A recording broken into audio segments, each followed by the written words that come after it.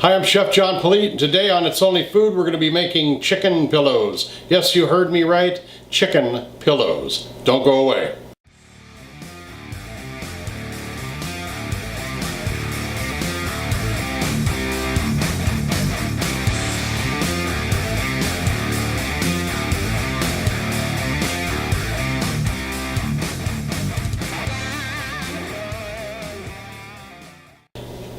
Yes, as I stated in our introduction, we are making chicken pillows today. I was looking for something to do. My wife had bought some chicken. I was at work thinking about the next show I was going to do. Knew we had the chicken in there. What are we going to do? Chicken, chicken, chicken. Everybody's doing something about chicken. So I looked on the internet, or what we used to call the World Wide Web, and I found an interesting recipe for what I just said, chicken pillows.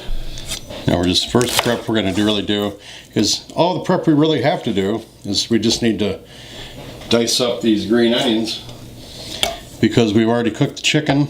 So we're just going to get these out of the way.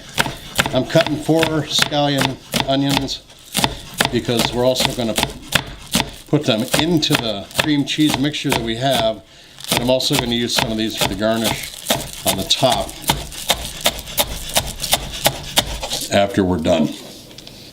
Alright, the next step we're going to do is we're going to shred our chicken and add our cream cheese, seasoning, and onions to make the filling for our pillows. And one thing I learned a long time ago doing volume cooking, and when you used to do a lot of shredded chicken for Mexican food, or like enchiladas for 300 people, and pork tenderloin, things like that, when you want to shred meat or pull your meat or your protein, and that is to use a mixer. This of course is a standard kitchen mixer that you use in your home. The ones I have in the restaurants were like for 50 gallons, and you could put about 5 cases of chicken in there, shred it up nice. So we're just gonna take our breasts of chicken and throw them right in there. Use your paddle, not your dough hook or your whip, because you might break your whip, but you can use the dough hook. The dough hook does work. I have used it in the past, but I recommend the paddle if you have it, just because that is the best in this application. So we're going to turn this on. Gotta lock it down first too. That's an important step. So lock your mixer down so it doesn't bounce, and you're just gonna let it go. Make sure you don't turn it on high speed right away, because it will kick all the meat out and you'll have a dog at your feet wanting all the meat. You can gradually turn it up. I'm gonna turn this off for a second so you can hear me. It's important that you add your ingredients. You see it starting to break up. That's a good sign. You don't want to add everything once the meat's all mixed and broken up, or you're gonna have just a plain like baby food in there. So when you see it starting to break up, you're making sure that it is breaking up. It's not undercooked or overcooked that way. Then you can add all your ingredients to it and then continue to beat it up, because then you will have, it will be perfect for your application that you want. It won't be too how should I say it? We'll go from a shredded meat to a pulverized meat, which will be like pureed or baby food. So I'm gonna take, and I have found that out the hard way too. There's our green onions. We're just throwing that all in there with the seasoning, the cheese, the cream cheese, and the chicken. So I'm going to continue putting this up about medium speed, medium to low, let that go in. I'm going to take the camera off and bring it down so we can see what it looks like up close. Everything's mixing in there. If it'll focus, there we go. Everything's mixing. I'm going to turn it up just a little higher. Oh, I got to get it over there. Unlock the mixer, lift up the dough hook, not the dough hook, lift up the beater. As you can see, the chicken is pretty well shredded. It's not beat up to the point of it being just mush. So we've got all our ingredients that are incorporated into all that. So now we can take this out of the mixer. Everything's blended. We don't have any pockets of any just cheese or any green onions or anything like that. So we can take this all off and we can get on to the next step, which is getting the dough ready to be wrapped around this lovely filling. All right, now what we have is, right now this is our crescent roll dough. And I don't know about you, but this part always terrifies the living hell out of me. and it didn't do it. So you know what we have to do now. There it goes. There we go. We're going to get it out so it's pliable, and we can roll our dough into there. I think I might have pulled this out of the refrigerator too early because it's kind of sticky and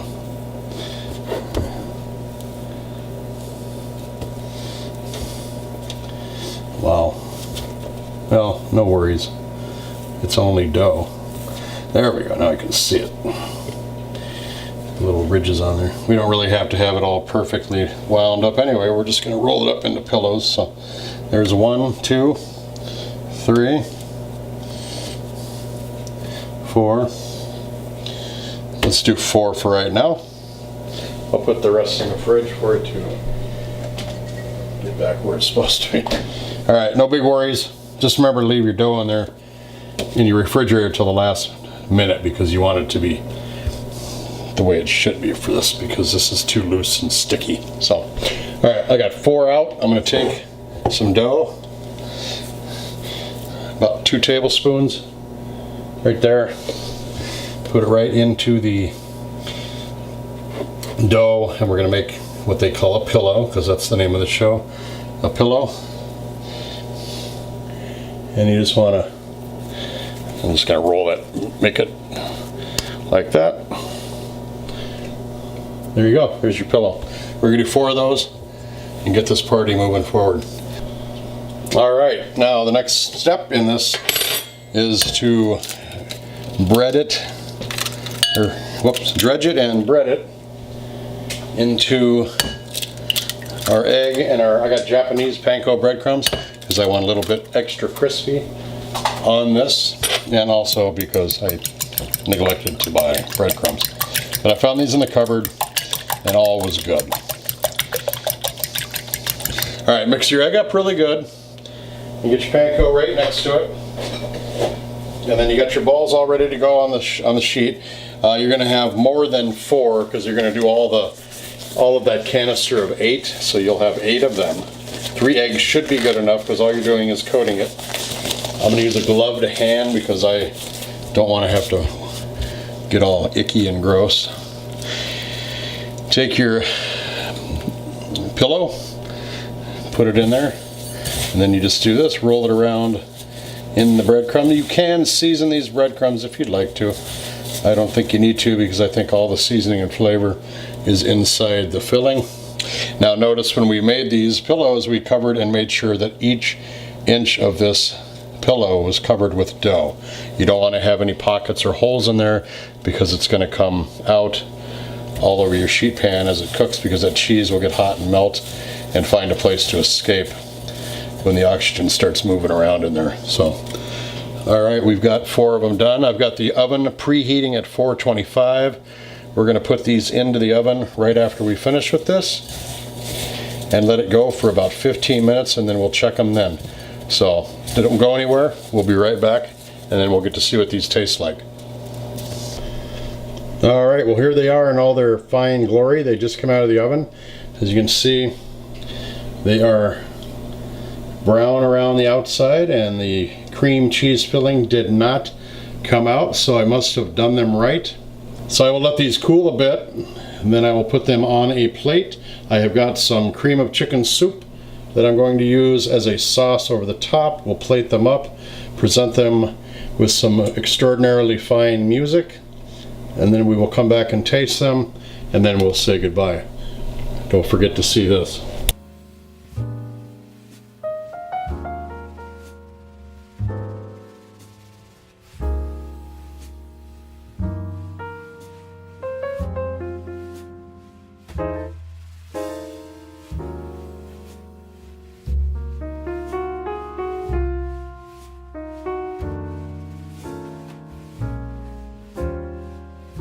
All right, these are done. Done taking the shots. Now we're going to go in for the old taste test.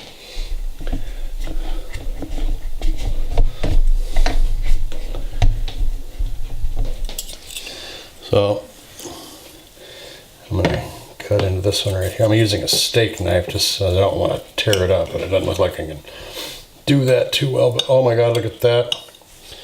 That is just Beautiful. That shredded chicken, the steam popping out of there like that. And take a bite. Yeah, this is very good. This has got the richness of that cream cheese and that chicken just go really well together. You got the crunch and the bite of the panko breadcrumbs and the green onions in there. And then the garlic seasoning and the herbs that I used in this were really, really good. Brought it all together. And believe it or not, the chicken soup makes a great sauce. So I would highly recommend this for anybody. This is a great, great dish. Probably in the top 5 of comfort foods when it comes to winter here in Minnesota. So, hey, thanks a lot for watching right here on It's Only Food. We appreciate you.